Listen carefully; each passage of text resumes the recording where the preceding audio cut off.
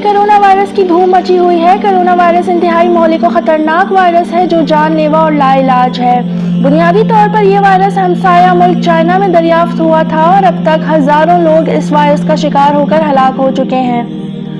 Corona virus China से Iran तक पहुंच गया है। कोरोना वायरस के अलामात में सांस का फूलना यानी सांस के शदीद मसाइल, शदीद बुखार, खांसी का होना, नमूनिया हो जाना, नज़ला जुकाम, सर दर्द और गले का खराब होना शामिल है।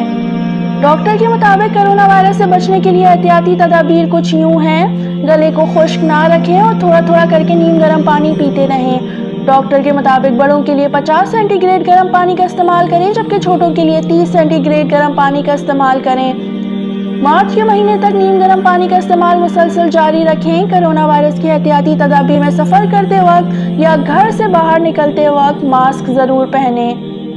मसालेदार और फ्राई फूड से गुरेज करें। बाहर से आते जाते वक्त हाथ धो लिया करें। सब्जियों और फलों का इस्तेमाल ज़्यादा से ज़्यादा करें और गोश्त से परहेज करें। कोरोना वायरस लाइलाज और जानलेवा बीमारी है, इसीलिए अफसोस से एहतियात बेहतर है। इन्वेस्टिगेटिव रिपोर्ट अनवर ताज बंगिश के साथ समरीन आयशा ज़मान, पब्लिश न्यूज़, कराची।